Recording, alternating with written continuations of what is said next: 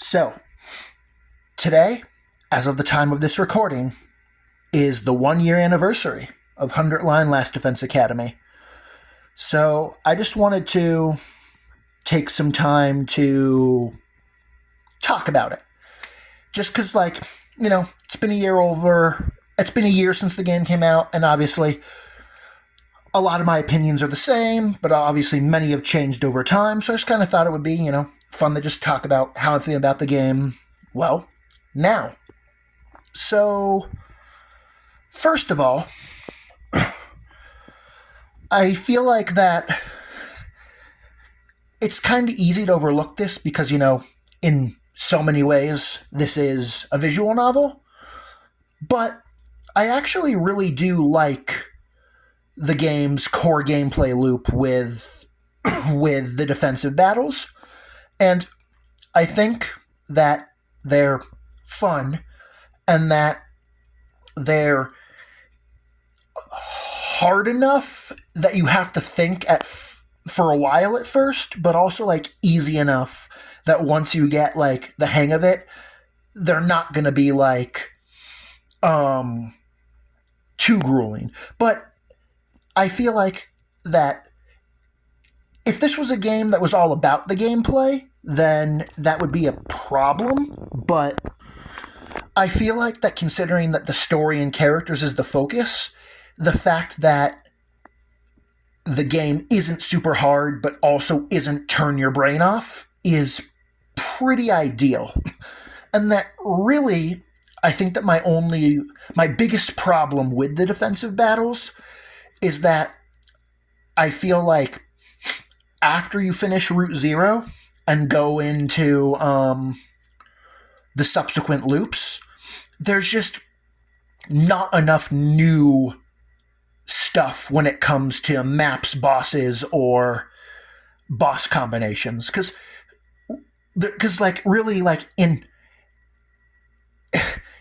when it comes to endings 1 through 100 after 0, it really kind of is okay, yeah, we've got the one new boss with Del Shah, and then there's probably half a dozen new combinations of bosses of old bosses getting paired up in ways or getting used on maps that they weren't before, which is obviously better than nothing, but it's not quite enough. Then I also, of course, feel like there's enough routes and enough endings that I think it's pretty easy to identify oh yeah, these routes are good, these routes are stinkers. But coming up with a definitive favorite though is much harder. However, I actually feel like that at this point, the three routes that stand out to me the most that I think are probably my favorites are the Retsnam route, the Killing Game route, and funnily enough, Route 0. And I feel like that when it comes to why, well, I think let's go in order, I think. So, first of all, I think that honestly, the thing that makes Route 0 work is just that Route 0 is the longest and most fleshed out route in the game, which makes sense because obviously that route needed to make you care about the story and characters so that you have a reason to care about going through the other routes and trying to get a better outcome and usually things going worse. and then obviously when it comes to lore and twists, really there's a bunch in Route 0, there's a bunch in Route 1, and then kind of everything else in terms of lore and twists is kind of just lore that's only relevant to that route. Because, obviously, oh yeah, in Gi-related routes, you get Gi lore, but also the Gi only matter in the Gi routes, so getting Gi lore is important to those routes, but doesn't really matter to the overall narrative. And I definitely do kind of see an argument of like, yeah, you could kind of argue that like Route 0 is the first half of the game, Route 1 is the second half of the game, and that's the core story, and then everything else is just like fun wackiness that's there for the sake of chicanery and being able to be creative, and why the heck not? However, obviously there's a lot of routes outside of those two that are good. Like, for example, I definitely like Retsnam, and really it's just because, first of all, not only does that route have a really emotional story with Darumi, but also, like, Darumi, first of all, in, like, a little more than half of all the routes, she's like, oh, dead on day 7, ripperoni, pepperoni, never see her again. But also, even with the half where she is alive, well, she almost always has a facade on. And because of that, like, Retsnam is like, that's the only route where we actually get to see who she is as a character. And that's what makes it, well, a super memorable route and the best route in the game for specifically Darumi. But obviously, like, every other character doesn't really get much in that route, which is why it's a good route and it's a memorable route, but it's also hard to say that it's like the best route because nobody else gets anything in it, really. And then another one that really stands out to me is the Killing Game route, and I think that that's partially because, like, we all know the creatives for, their work on Danganronpa, so, like, the Killing Game route tickles that Danganronpa part of your brain. But also something that I also really like about the Killing Game route is that the way you're going to interpret that route is going to be completely different by when you play it. Because, for example, if you play Killing Game before Retsnam, you're going to just spend the entire route thinking that Darumi is like the mastermind or is somehow heavily related to the Killing Game. But if you play the Retsnam route first, then you'll know that Darumi doesn't actually want to hurt or kill anyone, and therefore when you're going through Killing Game, she won't even be on your list of suspects. So I feel like that enhances both Killing Game and Retsnam, because the fact that they both stand on their own, but they're also both enhanced by other routes that are also at completely different points in the timeline, and therefore it's unlikely that you'll play them in rapid succession of each other, is also a really good thing. Then another thing is, so back before, Tsubasa was my favorite character and my favorite unit, and that has not changed. However, a character that I really underappreciated and slept on that has grown on me a lot over time is Kyoshka. And Kyoshka is definitely one of my favorites now. And obviously, a huge part of that is just that, like, the quirkiness and the ignorance and the lack of understanding and the, like, horny goonerness. But there's also just the fact that she really does also have, like, a wholesomeness and, like, a good code and sense of honor. And, like, sure, like, even though she's, like, technically one of the stupidest and one of the most naive characters in the game, she's also just, like, one of the best when it comes to just, like, how good of a person she is, which makes her, like, resonate. And then it's also true that, you know what I think is another factor? I also think another factor is that she's also another one of those characters where, like, she dies a lot. Now, technically, Darumi is the only character that is dead in more routes where they're alive, But I also feel like, but it's also true that Kiyoshika is one of the characters that's dead or not around the most. And I think that that's part of what helped me gain an appreciation for her, is just because, like, since she's not around much, I gained an appreciation for when she was around. Then, oh, yeah. Also, I do still stand by the fact that every single route and ending in the game is canon because of the time loop. There's things that have happened and loops that have happened that we haven't seen. And I also feel like that even though the ending of Zero One is very emotional and does fit thematically with, like, oh, we realize we're fighting a bullshit war, so we sacrifice ourselves to end the war.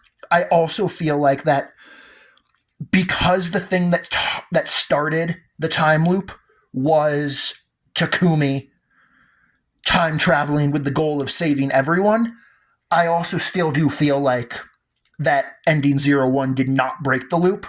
And I still believe that even though every route is canon and did happen, that the only one that broke the loop was the end of the SF route, where everyone lives and escapes into space together. And also another thing is that, first of all, I do think that just like them doing DLC and adding more routes is way more likely than a sequel. But I also feel like, realistically, if they actually make a direct sequel to 100 Line, I don't think that they'd be like, oh yeah, we have Nozomi and then everyone else is a new character. Like, I feel like that if they did make an actual full-on sequel, it would either be an entire new cast with no new characters, or it would be, okay, here's what happened after everyone escaped the loop in SF. Now, that's speculation, could be wrong. Also, like, who knows, like, because, like, we don't even have that much info on how well the game sold, or if they even want to do a sequel, yada, yada, yada, yada. And, like, supposedly there's going to be DLC someday, but the game is now more than a year old, and technically DLC has not been officially announced in any capacity. So again, a little bit ahead of myself there. Then let's see. I've got two more things written down I want to talk about. So first, I really am also, I'm still not big on the reveal that everyone except for Ava and Nozomi is clones of Shion, which means that they're essentially, depending on how you look at it, either they're all the same person but they have some genetic variables, or like they all were like DNA from Shion plus DNA from something else to make them unique. So essentially, like, they're all the same person, or they're all like half siblings. And I'm still not a big fan of that twist, just because it kind of retroactively makes a lot of the shipping moments in the other routes a little weird, especially considering the fact that they're all literally blood related is not going to stop fans from shipping them or porn artists from drawing them. So it's just like, I don't know. I still feel like things would have been better without that twist. But I also get that, like, that twist was, like, good in the moment, and you gotta have, like, a meaningful twist or reveal in